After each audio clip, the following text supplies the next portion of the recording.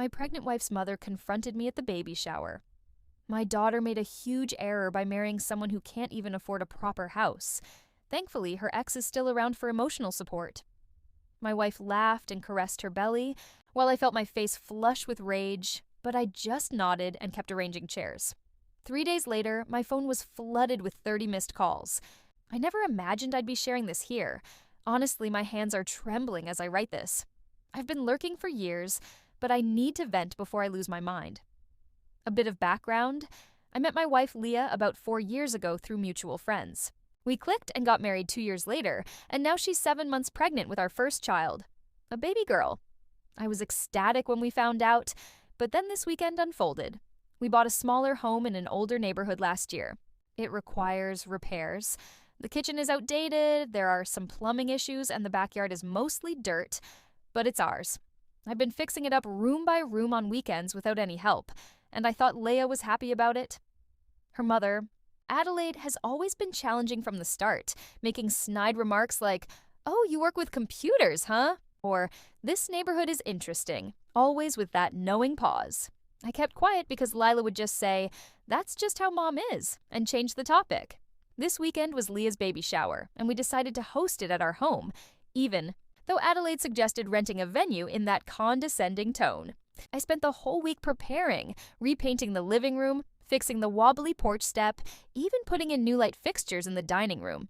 Everything had to be perfect. On the day of the shower, I was setting up the folding chairs we borrowed from Lila's cousin while early guests arrived. I was already sweating because our AC is temperamental.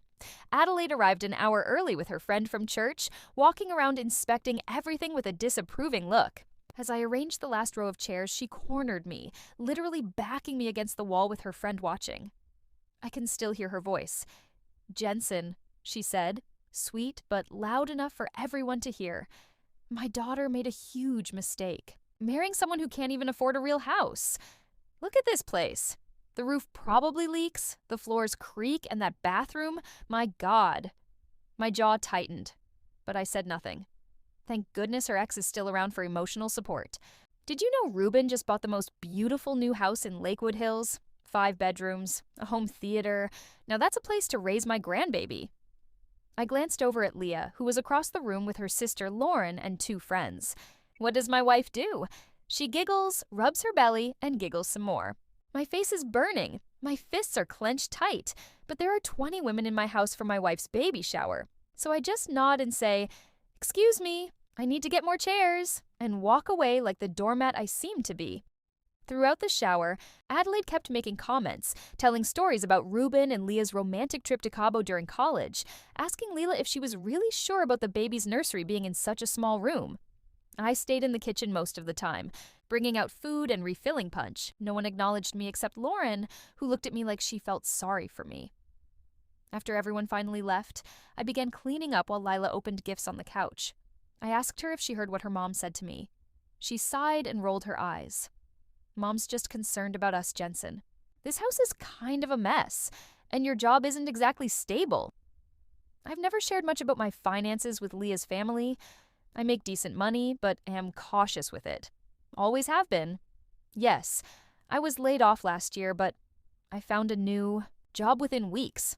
Her comment stung, and I asked, "What was that about you giggling when she was criticizing our home that we chose together?"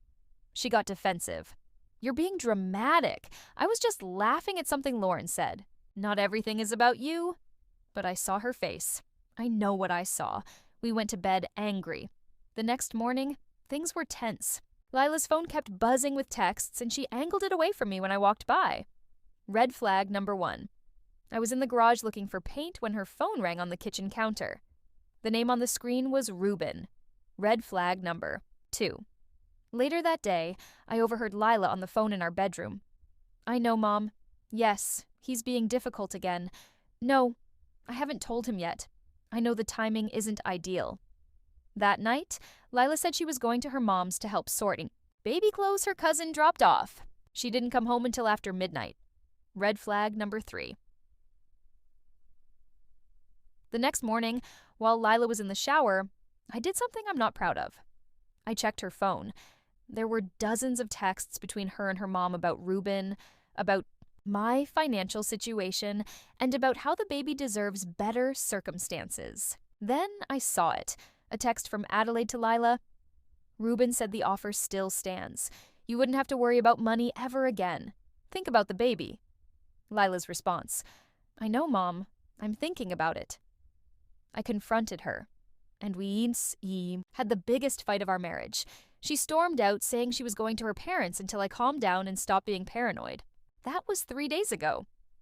This morning, I woke up to my phone blowing up with 30-plus missed calls, 18 from Lila, 12 from Adelaide, voicemails and texts I haven't listened to yet. Last night, Lauren showed up at my door crying. What she told me about what Adelaide and Lila have been planning behind my back for months left me in shock. I don't even recognize my wife anymore. I need advice, Reddit. Am I overreacting? Should I listen to the voicemails? Or should I just go ahead with my plan now that I know the truth? Update. First of all, wow. I never expected my post to blow up like this. Thanks for all the awards and DMs. Sorry I haven't responded to comments. Things have been crazy these past few days. So, regarding those 30 missed calls, I finally listened to the voicemails. The first few were from Lila, all teary, saying she needed to talk and that I was misunderstanding everything. Then the messages from Adelaide started, each one more frantic than the last. The final one said, "You need to answer your damn phone. Now, before you ruin everything." Ruin everything? I didn't call either of them back. Instead, I texted Lila a single message. I know what you and your mom have been planning. I need time to process this. Don't come home yet. What did Lauren tell me that night? Buckle up, because it's worse than I thought. Apparently, Adelaide has been orchestrating this whole situation from the beginning. For the past 4 months, she's been meeting with Ruben weekly to devise a plan to get Lila to leave me. She told everyone in their family that I'm essentially a deadbeat who can't support Lila and the baby. She's been telling people at their church that she's concerned about the baby's paternity. Yeah, it's that bad. But here's the kicker. Ruben isn't just the ex, he's Adelaide's godson. His parents and Adelaide have been friends for 30 years and always wanted their kids to end up together. When Lila chose me instead, Adelaide never accepted it. Lauren showed me screenshots of a group chat between Adelaide, Ruben, and Lila. They've been house hunting together, looking for a place for Lila and the baby without me. Adelaide has been making large deposits into Lila's personal account. Money I now know came from Ruben. I felt sick when I saw messages about how they would handle me once the baby arrived. Adelaide suggested Lila file for emergency custody the day she gives birth, claiming I'm unstable. They were planning to lock me out of my own life, and Lila, my wife, the woman carrying my child, went along with it. After Lauren left, I sat on our couch until sunrise, just staring at the wall. The pain was so deep I couldn't even cry.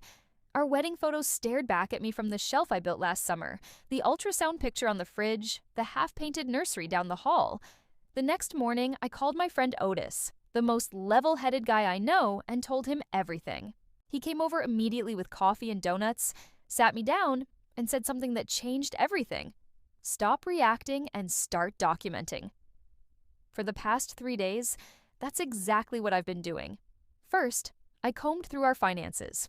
Turns out, Lila has been siphoning money from our joint account into her personal one for months. Small amounts here and there, but it adds up to over $3,000.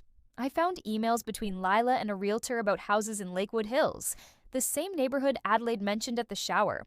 In one email, Lila specifically asks about school districts, saying, I need to make sure my daughter has the best possible start, unlike what my husband had.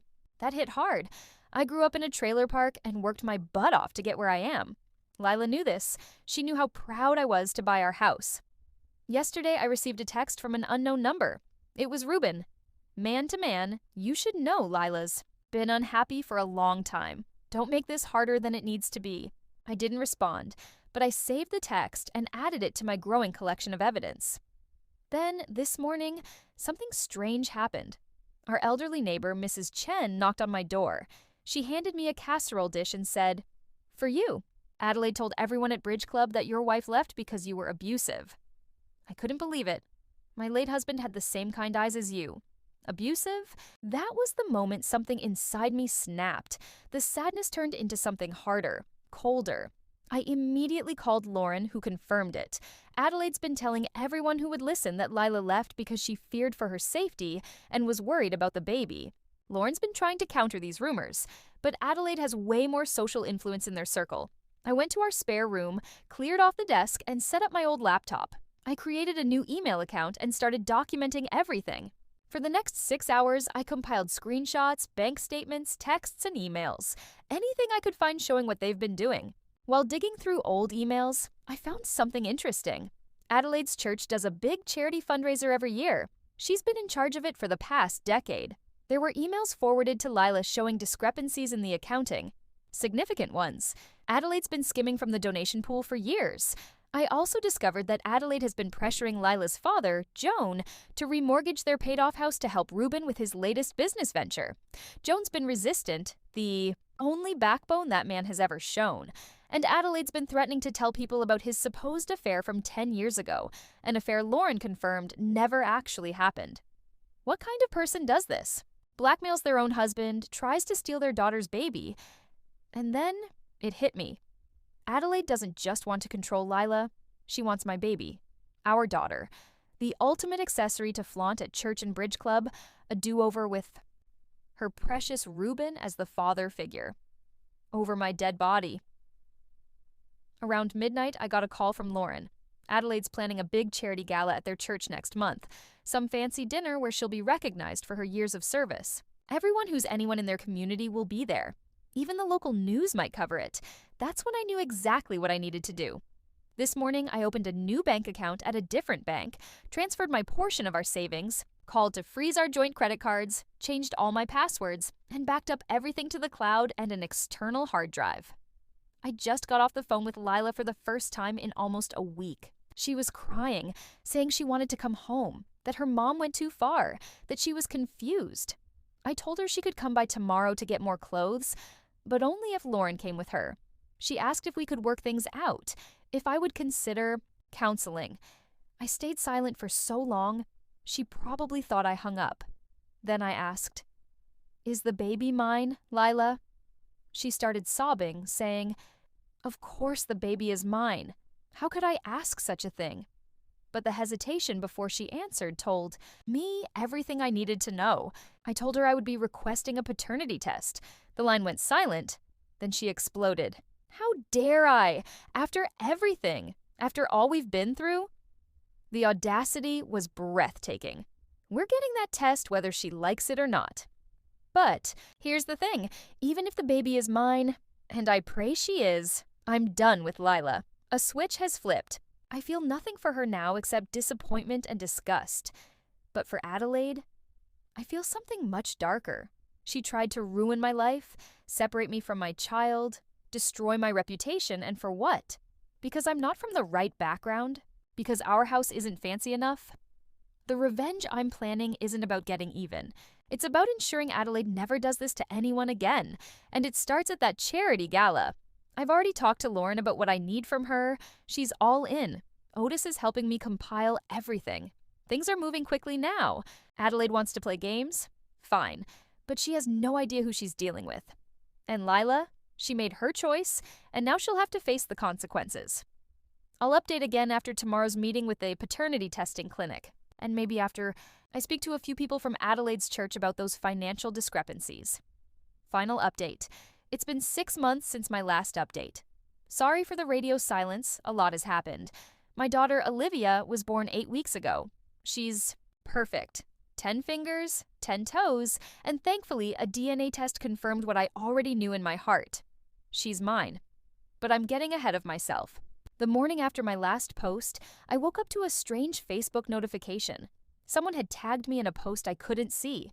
It turned out Adelaide had blocked me, but was posting about me, calling me unstable and saying she feared for her daughter and grandbaby's safety.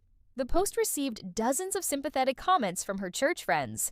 The character assassination had begun. That same day, Lila came by with Lauren to get more clothes. The moment she walked in, I noticed something off. She was wearing a necklace I'd never seen before, a small diamond pendant that definitely wasn't in our budget. Later, Lauren confirmed Ruben had given it to her the day before. While Lila gathered her things, avoiding eye contact the whole time, Lauren slipped me a USB drive with recordings of Adelaide's conversations with Ruben and Leila from the past 3 weeks. Lauren had been using the voice memo app on her phone whenever they were together, hiding it in her purse. That night, after they left, I listened to those recordings. My hands shook so much that I spilled coffee all over my keyboard. Adelaide said, "Once the baby comes, we'll file for emergency custody. I have a friend at CPS who can help expedite things. Jensen won't know what hit him." Ruben laughed. "The loser probably can't even afford a decent lawyer." But the worst was Lila's voice. "I just need to stick it out for a few more weeks. Mom's right. Once the baby is here, it'll be easier to make the break. I just hope he doesn't contest anything." I sat there in the dark, listening to these people, my wife included, planning to erase me from my child's life. Something cold and hard settled in my chest. The next morning, I drove to the lab for the paternity test Lila had finally agreed to. In the waiting room, an older guy nodded at my Metallica t-shirt and said his son had seen them live last year. We got to talking, and it turns out he was on the board at First Community Church, Adelaide's church, the one hosting the upcoming charity gala. Coincidence? Maybe. Opportunity? Definitely. I mentioned I'd heard their annual fundraiser was coming up, and he lit up, talking about how Adelaide had single-handedly saved their building fund and how they were planning to name the new addition after her. She'd been handling all the money for years because no one else wanted the responsibility. I nodded and smiled, filing everything away. Over the next few weeks, things moved quickly. The paternity test came back positive, Lila moved permanently to her parents, and I spoke to 3 different lawyers. Lauren kept feeding me information, and Otis helped me organize everything. I found out that Adelaide had been systematically stealing from the church charity fund for over 5 years. Small amounts at first, then larger sums as she grew bolder. The money went to Ruben's failed business ventures, designer clothes, and ironically, the down payment on a house in Lakewood Hills she'd already put an offer on for Lila and the baby. Meanwhile, she continued telling everyone I was abusive, unstable, and possibly not the father. The rumors spread through their social circle like wildfire. I lost friends and received dirty looks at the grocery store. Someone even keyed my car with the word abuser. Through it all, I stayed silent, gathering evidence, making connections, and waiting. The night of the gala arrived. Lauren texted me that Adelaide was wearing a new dress she bought with church money. Joan looked miserable, and Ruben was there as Lila's support. The church was packed with Adelaide's social circle, mayor, local business owners, and other church leaders. I waited until dinner was served before walking in. The look on Adelaide's face when she saw me was worth every second of the past months. Her perfect makeup couldn't hide how quickly the blood drained from her face. I walked straight to the pastor, handed him a sealed envelope, and simply said, "You should see this before you name anything after her." Inside were bank statements showing Adelaide's systematic theft from the church fund, records of personal purchases made with charity money, and screenshots of her threatening Joan with the fabricated affair. The full audio recordings of her plotting to take my child were included. I didn't stick around for the fallout. I didn't need to. As I walked to my car, I could hear raised voices inside, with Adelaide's being the loudest, high-pitched with panic. The next morning, the text started from Leila. "What did you do?" From Lauren, "Holy crap, it's happening." From numbers I didn't recognize, church members asking for more details. By afternoon, Adelaide's Facebook page was gone, and the church had called an emergency board meeting. Lila wasn't answering calls from anyone, even Ruben. 2 days later, Lauren called me in tears. The church had found even more discrepancies than I'd uncovered, over $70,000 missing. Adelaide was being asked to pay it all back. She'd been removed from all committees, and the police were considering charges. But the social fallout was even worse. Friends of 30 years wouldn't speak to her. Her bridge club kicked her out, and the country club revoked her membership. Joan finally grew a spine and moved out to stay with his brother, and Ruben ghosted, blocking Lila and Adelaide on everything. It turned out he'd been lying about his finances too. His business was failing, and he'd been counting on Adelaide's investment to save it. A week later, Lila showed up at my door, 8 months pregnant, mascara streaked down her face. She begged to come home, saying she had made a terrible mistake listening to her mother, that she still loved me and wanted our family back. I looked at this woman, this stranger wearing my wife's face, and felt nothing. No anger, no love, just emptiness. I told her she could come back for the baby's sake, but our marriage was over. She could stay in the guest room until after the birth, and after that, we'd figure out co-parenting. The next 6 weeks were awkward as hell. We lived like polite roommates. I installed a lock on my bedroom door and set up cameras around the house with her knowledge. Lila spent most days crying or staring blankly at the TV, while I focused on finishing the nursery.